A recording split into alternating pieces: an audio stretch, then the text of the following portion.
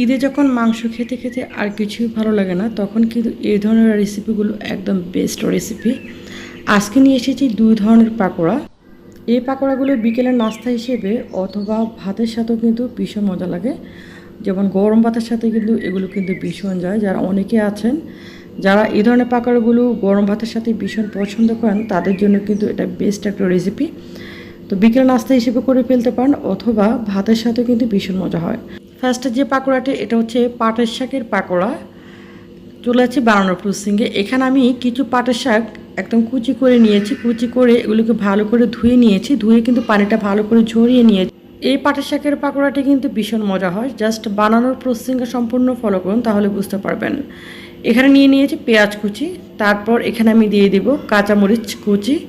তবে অবশ্যই কাঁচামরিচটা একটু বেশি পরিমাণে দিবেন, কারণ পাকোড়ার মধ্যে কিন্তু কাঁচামরিচটা একটু বেশি পরিমাণে দিলে বেশি ভালো লাগে। এখানে আমি কিছু নিয়েছি ডাল বাটা। এটা হচ্ছে মসুর ডাল। এই মসুর ডালটা কিন্তু একদম মিহি করে না, একটু আধা বাটা করে নিলে পাকোড়াটা খেতে ভীষণ ভালো লাগবে। তারপর এখানে দিয়ে দিয়েছি স্বাদ মতো লবণ। তারপর এখানে দিয়ে দিয়েছি পরিমাণ মতো হলুদ। এখন এগুলোকে ভালো করে মিক্সড করে নিব। তবে আরেকটি উপকরণ দিব, যেটার জন্য এই পাকোড়াটি একদম আঠালো আঠালো হবে। এটাকে ভালো করে আমি মিক্সড করে নিয়েছি। এখন আমি দিয়ে দিব বেসন। এই বেসনটা দিলে যখন পাকোড়ার যে সাইজটা করা হয়, তখন কিন্তু এটা একদম আঠালো আঠালো হয় আর খুব সুন্দরভাবে সাইজটা হয়ে যায়। তো বেসনটা আসলে যতটুকু পরিমাণ দিলে একদম আঠালো আঠালো হয়ে যাবে, ততটুকু পরিমাণে আমি দিয়েছি। এখানে আমি প্রায় 3 টেবিল স্পুনের মতো দিয়েছি। এখন আমি একটা ফ্রাই প্যান বসিয়ে দিলাম। তারপরে দিয়ে দিলাম পরিমাণ মতো তেল। তেলটা যখন গরম হয়ে যাবে, তখন দিয়ে দিতে হবে এগুলো ইচ্ছা অনুযায়ী শেপ করে। তারপর এগুলোকে আস্তে আস্তে করে দিয়ে দিব।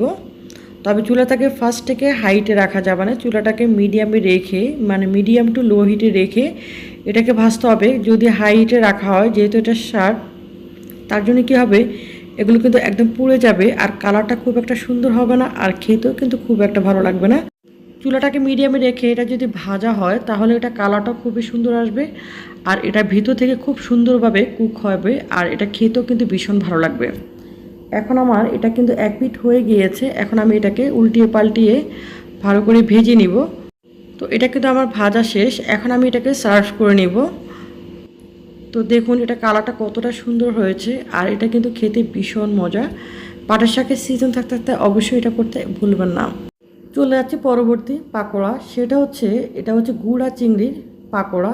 এই পাকোড়াটা কিন্তু ভীষণ টেস্টি হয় গরম ভাতের সাথে। তো এটা আমার খুবই ফেভারিট, আর শুধু আমার বাসায়ও কিন্তু এটা খুবই পছন্দ করে। তো চিন্তা করলাম আপনাদের সাথে শেয়ার করি। অনেকেই কিন্তু আছেন যারা এই ধরনের পাকোড়াগুলো খুবই পছন্দ করেন। তো এখানে নিয়ে নিয়েছি কিছু গুঁড়া চিংড়ি, একদম ছোটো ছোটো গুঁড়া যে চিংড়িগুলো সেগুলো। এগুলোকে আমি ভালো করে ধুয়ে এগুলোকে বেটে নিয়েছি। পাটার মধ্যে আমি বেটে নিয়েছি, একদম মিহি করে বেটে নিয়েছি। তারপর এখানে আমি দিয়ে দিব ডাল বাটা, মসুর ডাল বাটা। মসুর ডালটাকে আধা বাটা করে বেটে নিয়েছি। ডালগুলোকে যদি একটু আধা বাটা করে বাটা হয়, তাহলে কিন্তু এই পাকোড়াটা খেতে ভীষণ মজা হয়। এখন আমি ডালগুলোকে দিয়ে দিলাম। তারপর এখানে আমি দিয়ে দেব পেঁয়াজ কুচি। পেঁয়াজটাকে একটু বেশি পরিমাণে দিলে কিন্তু এটা বেশি ভালো লাগবে। তারপর এখানে আমি দিয়ে দিব ধনে পাতা কুচি। ধনে পাতা কুচিটা চেষ্টা করবেন এই পাকোড়াটা যখনই বানান একদম বেশি পরিমাণে দেওয়ার। ধনে পাতা কুচিটা দিলে কিন্তু ভীষণ টেস্টি হয়। তারপর এখানে আমি দিয়ে দিয়েছি কাঁচামরিচ কুচি। কাঁচামরিচটাও বেশি করে দিলে ভালো হয়। তারপর এখানে আমি দিয়ে দিব স্বাদ মতো লবণ। পাকোড়ার এই রেসিপিগুলো যদি বিন্দুমাত্র ভালো লাগে, প্লিজ ভিডিওতে একটি লাইক দেবেন আর অবশ্যই ছোট্ট একটি কমেন্টস করে যাবেন। তারপর এখানে আমি দিয়ে দিয়েছি পরিমাণ মতো হলুদ। এখন এগুলোকে হাত দিয়ে ভালো করে মিক্সড করে নিব। আর ভিডিওটি যদি এতটুকু ভালো লাগে, প্লিজ ভিডিওটি শেয়ার দিতে ভুলবেন না। শেয়ার দিতে পারেন ফেসবুকে, ইনস্টাগ্রামে অথবা হোয়াটসঅ্যাপে, যে কোনো মিডিয়াতে শেয়ার দিতে পারেন আপনার কাছের মানুষদেরকে। এগুলোকে ভালো করে মিক্সড করে তারপর এখানে আমি একটা ফ্রাই প্যান বসিয়ে দিলাম। দিয়ে দিলাম পরিমাণ মতো তেল।